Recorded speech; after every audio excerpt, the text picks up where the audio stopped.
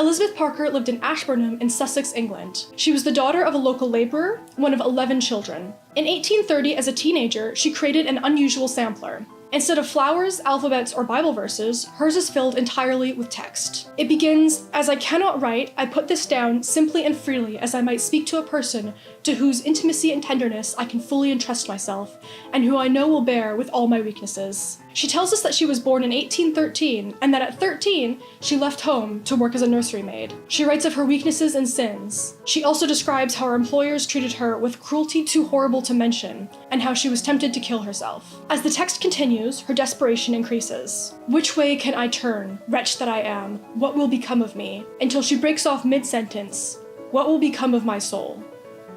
This piece is a diary. This was a time when samplers were expected of young women to show off their skills for marriage and to strengthen their bond with God, when mental health was far from understood. Elizabeth pours her heart out into this piece.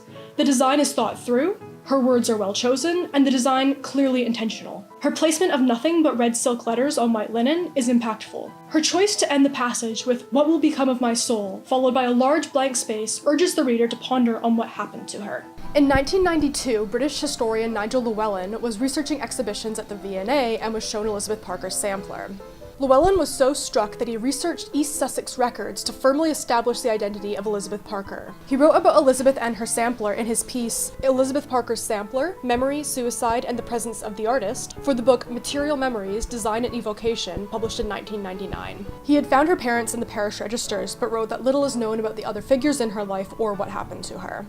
In the winter 2002 edition of Sampler and Antique Needlework Quarterly, there is an article by Maureen Daly Goggin titled "One Englishwoman's Story in Silken Ink," filling in the missing strands in Elizabeth Parker's circa 1830 sampler. In it, Goggin steps in to flesh out the details. Elizabeth's story did not end there. Historical research shows she became a school teacher in Ashburnham and raised her sister's daughter. She never married. Her sampler is now in the Victoria and Albert Museum in London. If you're in the needlework community, you've maybe heard the phrase, "not your grandma's cross-stitch." It's usually used to refer to designs that are modern, edgy, or explicit, often with pop culture or subversive motifs. It's funny, right? Because your grandmother's cross-stitch is...